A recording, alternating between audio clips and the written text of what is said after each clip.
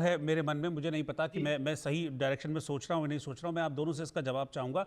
ये जो हम आजकल देख रहे हैं नेचुरल कैलेमिटीज़ वगैरह बहुत ज़्यादा बढ़ गई हैं, क्या ये भी इस इम्बैलेंस का नतीजा है, नेचर का जो इम्बैलेंस नेचर का हो रहा है?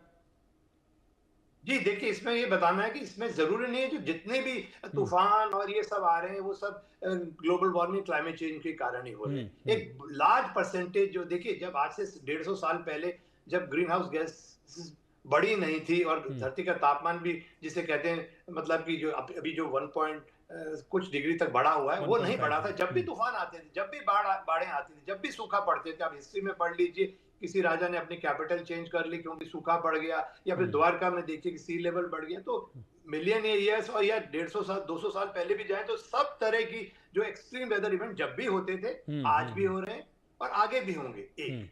ठीक मगर है। हाँ, कुछ लोग साइंटिस्ट का मानना है इसकी फ्रीक्वेंसी और इंटेंसिटी में थोड़ी बढ़ोतरी हो रही है। ठीक है। ठीक है। तो ये मान लीजिए नेचुरल कारण के कारण हम्म। भी एक्सट्रीम वेदर होता है जी। और उसमें थोड़ा सा एडिशनल प्रेशर अब आ गया है हम्म। क्लाइमेट चेंज का, जो कि तापमान की बढ़ोतरी के कारण हो रहा है। ठीक है, सूर्य प्रकाश कपूर जी, आपका आपका वर्जन इस पर। मैं आपको ये कहना चाहूंगा सर। कि हमारे यहाँ ऋग्वेद के दूसरे मंत्र में क्या लिखा है, हम्म। उसमें बड़ी अच्छी गाइडेंस दी है। पहले मंत्र में ये कहा है हम्म। कि ये धरती जो है ये हीट डोमिनेटेड प्लेनेट है। आपको पता है धरती का व्यास जो है हम्म। 12,742 किलोमीटर है। हम्म। उसके ऊपर जो लिथोस्फीयर है वो सिर्फ 100 किलोमीटर मोटा है। हम्म। लिथोस्फीयर की 46 जो प्लेट्स हैं उसके ऊपर 800 करोड़ आदमी बैठे हुए हैं। इस 12,742 किलोमीटर का जो डायामीटर है उसमें से 100 किलोमीटर लिथोस्फीयर एक तरफ विड्थ, दूसरी तरफ विड्थ 200 किलोमीटर कम कर दें तो बाकी सारा आग से भरा हुआ फुटवॉल है। और ऋग्वेद का पहला मंत्र कहता है this is heat dominated planet. और हम्म। दूसरा दूसरा मंत्र क्या कहता है कि पुराने ऋषियों ने भी इस जियोथर्मल एनर्जी को मैनेज करके इस प्लेनेट के डिजास्टर्स को रेडिकेट किया। एस बेर पाठी तू भी जियोथर्मल एनर्जी को बिजली में कन्वर्ट कर, इसको मैनेज कर और इसको मैनेज करके इसका कंट्रीब्यूशन रिड्यूस कर और सारे नेचुरल डिजास्टर्स को रेडिकेट कर दे। मैंने आपको कहा 8 डिग्री सेंटीग्रेड तक जियोथर्मल एनर्जी की कंट्रीब्यूशन है और उसकी बिजली बन सकती है।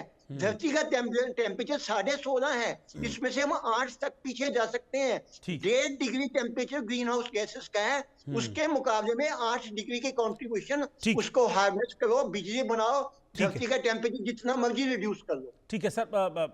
आनंद जी कुछ कहना चाह रहे हैं? आनंद सर, बस मेरे पास 10-15 मैं सेकंड ये ही है कह रहा बस। था, हाँ इनका कहना है कि एक्सट्रीम वेदर इवेंट्स को खत्म करना है। जी। देखिए ये जितने भी साइक्लोन हैं, हम्म। थंडर स्टॉर्म है, हम्म। एक्सट्रीम रेन है, ये हम्म। इसके फायदे भी है नुकसान भी है। नेचर का ये बैलेंसिंग है, हम्म। एनर्जी को ट्रांसफर करते हैं सारे सिस्टम्स। तो ठीक। ये कहना है कि साइक्लोन बंद कर देंगे उससे बहुत ज्यादा नुकसान होगा, ये नहीं है।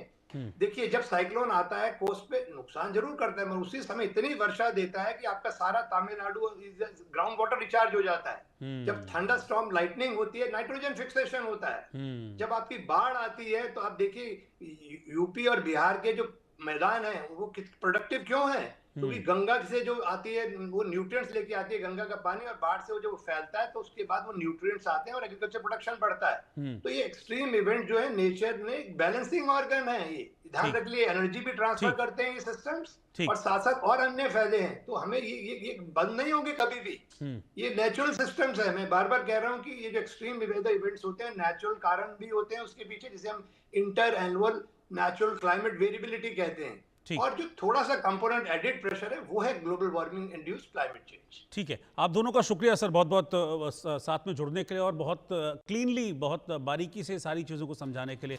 सूर्य प्रकाश कपूर जी और आनंद शर्मा जी। इस खास पेशकश में फिलहाल इतना ही। नमस्कार।